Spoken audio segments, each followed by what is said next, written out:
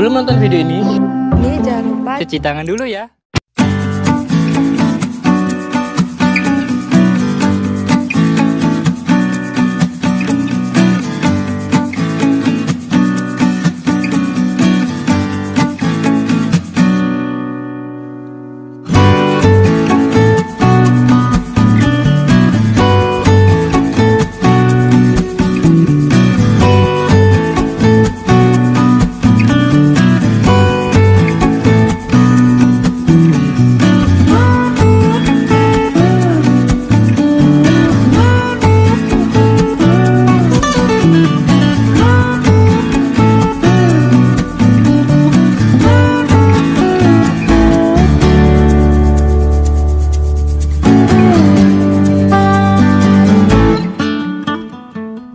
Pengertian lompat tinggi. Lompat tinggi adalah salah satu jenis olahraga cabang atletik, di mana sang atlet harus melakukan lompatan setinggi-tingginya melewati mistar tanpa bantuan alat dengan berbagai jenis gaya yang diperbolehkan, seperti halnya gaya gunting, gaya sisi, guling, straddle, dan float, atau gaya baru yang tidak bertentangan dengan aturan internasional. Dari keempat gaya tersebut, semua cenderung membuat atlet lompat tinggi melompat dari sisi sebelah kiri atau kanan untuk meloloskan kaki dari halangan mistar. Hal ini tentunya berbeda dengan lompat batu tradisional Nias yang masih tergolong sebagai olahraga lompat tinggi. Lompat batu Nias sayangnya tidak termasuk sebagai cabang atletik yang diperlombakan dalam kancah olimpiade, melainkan sebuah upacara adat untuk memberikan gelar dewasa pada anak laki-laki yang berani melakukannya. Meski demikian, dalam lompat batu Nias, seorang pelompat harus bisa melompati batu yang disusun sedemikian rupa hingga setinggi 2-3 meter dengan alat bantu tumpuan dari batu yang ditempatkan sekitar setengah meter dari susunan batu dan mendarat tanpa bantuan matras. Tentunya tujuan dari lompat tinggi dan lompat batu berbeda. Jika dalam lompat tinggi, seorang atlet harus berhasil melewati mistar dan menjadi juara, maka dalam lompat batu, seorang lelaki Nias harus bisa dan berani melompati batu agar mendapatkan gelar sebagai lelaki dewasa. Lompat tinggi merupakan salah satu olahraga tertua, meski dalam rekam sejarah olahraga ini resmi dinilai sebagai cabang atletik baru dan diperlombakan pada Olimpiade Skotlandia di abad ke-19. Sebagaimana telah disebutkan pada bagian sebelumnya, gaya dalam lompat tinggi ada 4 macam yang akan dibahas selengkapnya sebagai berikut ini. 1. Lompat tinggi gaya gunting. Gaya gunting merupakan gaya yang paling klasik dalam lompat tinggi. Gaya ini muncul seiring dengan hadirnya olahraga atletik lompat tinggi di Olimpiade Skotlandia di abad 19. Pada gaya ini, sebagian dinamai sebagai gaya gunting, posisi kaki yang melompat, mengayun, dan melewati mistar tampak seolah-olah seperti gerakan gunting. Gaya gunting diawali dengan lompatan yang berasal dari tolakan kaki terkuat dan dilanjutkan dengan ayunan kaki satunya ketika tubuh mendekati mistar sehingga akhirnya kedua kaki dan seluruh tubuh bisa lolos melewati mistar pada ketinggian tertentu. Kedua, lompat tinggi gaya guling sisi. Nah, gaya guling sisi atau dikenal juga sebagai gaya western roll merupakan sebuah gaya di mana ketika atlet melompat, ia melakukannya dari sisi samping mistar, mengangkat tubuhnya dan memposisikannya sedemikian rupa hingga melayang terlentang di udara, lalu memutar tubuh hingga melewati mistar. Sayangnya, dalam gaya posisi kepala menjadi lebih rendah dari pinggul, dan hal ini dinilai sebagai didiskualifikasi, sehingga gaya ini tidak lagi dipakai selama beberapa tahun sebelum akhirnya peraturan tersebut dicabut karena atlet hanya menggunakan gaya yang ada sebelumnya. 3. Lompat tinggi gaya straddle. Gaya straddle ini sedikit banyak mirip dengan gaya guling sisi atau bisa dibilang sebagai penyempurnaan dari guling sisi, yang mana dalam gaya ini posisi kepala tak lagi menjadi lebih rendah dari pinggul. Gaya ini diciptakan dan dipergunakan untuk pertama kalinya oleh Carlos Dumas yang telah mempertahankan rekor 2,23 meter dalam kurun waktu 4 tahun. Rekor tersebut bisa dibilang fantastik dalam dunia lompat tinggi, dan setelah Dumas berhasil menang dengan gaya tersebut, pada akhirnya gaya straddle banyak dipergunakan oleh para atlet lompat tinggi. Sampai sejauh ini, rekor lompat tinggi yang diciptakan oleh Valerie Brummel dengan gaya straddle berhasil memecahkan rekor setelah ia berhasil melompat dengan ketinggian 2,28 meter. Yang keempat, lompat tinggi gaya flop. Gaya flop atau dikenal juga istilah gaya Fosbury flop pertama kali diciptakan oleh atlet lompat tinggi asal Amerika, Dick Richard Fosbury, yang memenangkan kejuaraan lompat tinggi pada Olimpiade Meksiko di tahun 1968. Gaya ini sangatlah unik karena ketika melakukan lompat, posisi tubuh membelakangi mistar dan kemudian melewati mistar dengan mengedepankan punggung atlet.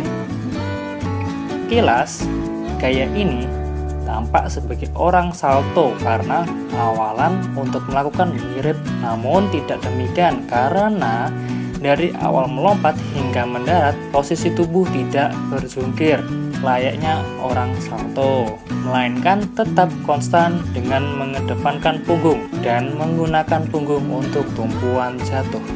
Tujuan lompat tinggi. Lompat tinggi merupakan olahraga yang bertujuan untuk mengembangkan keterampilan atlet untuk melompat.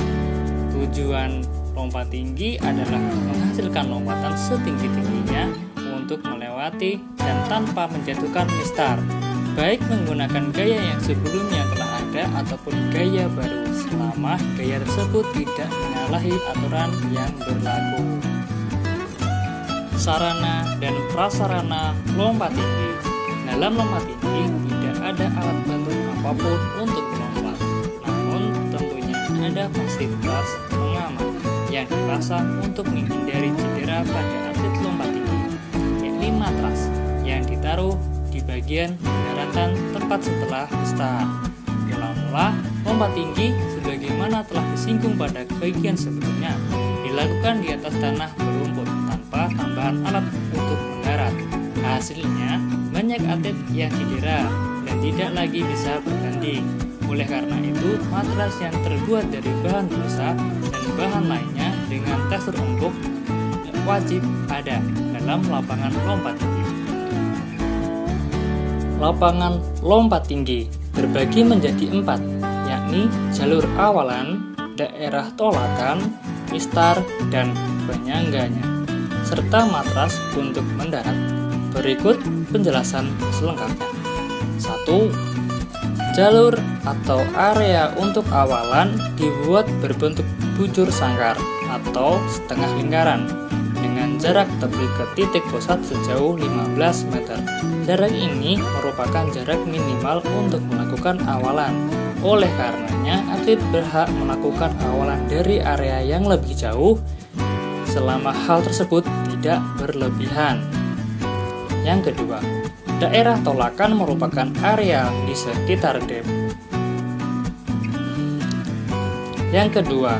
daerah tolakan merupakan area di sekitar depan dan bawah start. Area ini benar-benar harus dibuat standar mungkin.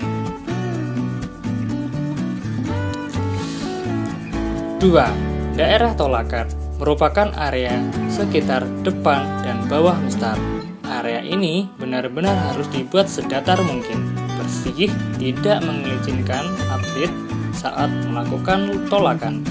Yang ketiga, mistar dibuat dengan panjang sekitar 3,98 hingga 4,02 meter dengan berat maksimal 2 kg dan disangga dengan 2 penyangga mistar yang ditempelkan sejajar dan berjarak sama dengan panjang mistar. Tiang penyangga ini minimal salah satunya memiliki ukuran untuk menentukan tinggi mistar. 4. Mistar ditopang dengan penopang mistar yang terdapat pada masing-masing tiang penyangga. Ukuran penopang mistar adalah 4,6 cm. Yang kelima, tempat pendaratan berukuran 3 x 5 meter yang terbuat dari busa dengan ketebalan 60 cm dan bagian atasnya tertutup matras dengan ketebalan 10 hingga 20 cm.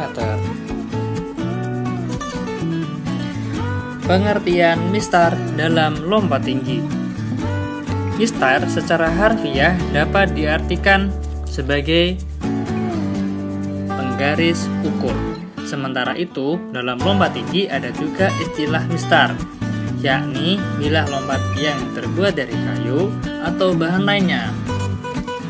Dengan panjang antara 3,98 meter hingga 4,2 meter yang ditempatkan di 2 bilah penyangga mistar.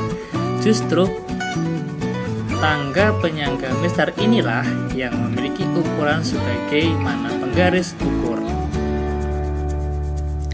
Meski mistar yang dipergunakan berukuran lumayan panjang, yakni maksimal 4,2 meter, namun berat maksimal yang harus digunakan untuk membuat mistar hanyalah 2 kg saja, sehingga bahan ini tidak dapat melukai atlet karena ringan, kuat, dan tidak mudah melengkung. Kenapa harus memiliki berat 2 kg saja? Karena setiap pelompat yang melompat di bilah mistar ini sering kali menyenggol dan menjatuhkan mistar tersebut. Apabila dengan bobot yang lebih, dikhawatirkan dapat mencederai atlet. Mistar dipasang secara horizontal di penampang kecil. Sejarah lompat tinggi. Lompat tinggi disinyalir telah ada dan dipertandingkan dalam Olimpiade Yunani kuno pada tahun 776 sebelum Masehi. Sayangnya, catatan sejarah kurang lengkap. Untuk memastikan narasi sejarah kuno dari lompatan tinggi ini untuk mendapatkan beberapa informasi tentang bentuk, gaya, lapangan, peraturan, dan segala seluk-beluk tentang olahraga ini, sebagaimana yang telah ada sejak era modern. Oleh karenanya, lompat tinggi dianggap sebagai cabang atletik modern yang dibuat dan dipertandingkan dalam Olimpiade Skotlandia untuk pertama kalinya pada abad ke-19. Dan sejak saat itu, pada Olimpiade berikutnya, lompat tinggi menjadi salah satu nomor dalam cabang atletik yang dipertandingkan. Pada abad ke-19 itulah lompat tinggi masih bisa dibilang tradisional tanpa sarana dan prasarana yang aman untuk menjamin keselamatan atletnya. Betapa tidak, waktu itu lompat tinggi diperlombakan tanpa menggunakan matras sebagai alas pendaratan dan hanya berupa tanah datar berumput. Tentu saja banyak atlet yang cedera akibat olahraga tersebut. Rekor terbaik pada waktu itu adalah lompatan setinggi 1,68 meter yang dilakukan dengan gaya gunting, satu-satunya gaya dan merupakan gaya pertama dalam lompat tinggi yang berhasil dipergunakan untuk melompat dengan ketinggian lebih dari 1,5 meter.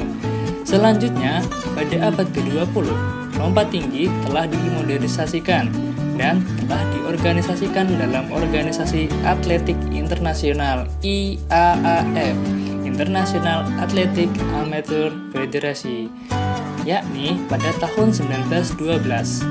Sejak saat itu, atlet lompat tinggi tidak lagi menggunakan tanah dan rumput sebagai tempat pendaratan, melainkan matras, sehingga atlet lompat tinggi bisa mendarat dengan menggunakan punggungnya atau bagian tubuh yang lain. Dengan adanya matras ini, tingkat keamanan terjaga dan atlet lebih berani lagi untuk mengembangkan teknik dan gaya lompat tinggi untuk menghasilkan rekor baru. Selain gaya gunting yang telah bertahan beberapa tahun sebagai gaya klasik dalam lompat tinggi, akhirnya pada tahun 1895, seorang atlet dari Irlandia, Michael Sweeney, berhasil menciptakan gaya baru, yakni gaya gunting Eastern Cut Off. Gaya ini sedikit berbeda dengan gaya gunting.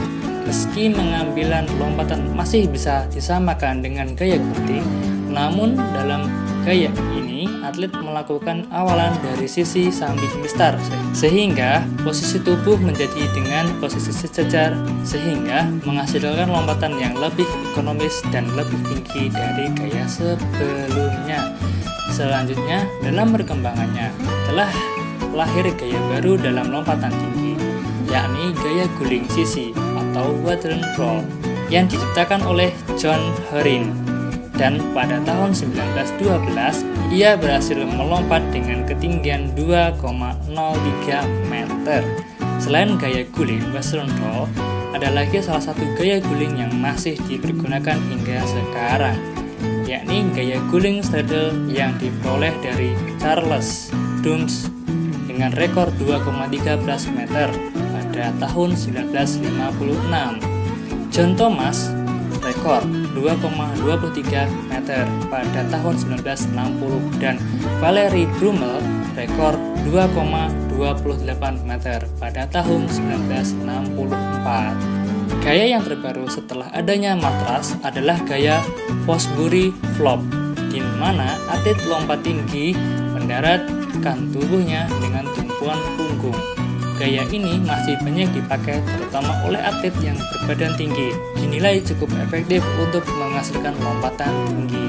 Gaya ini dirintis oleh Dixie Richard Fosbury yang memenangkan kejuaraan lompat tinggi pada Olimpiade Meksiko di tahun 1968. Sejak saat itu, gaya ini dipergunakan oleh banyak atlet karena dinilai cukup unik dan efisien.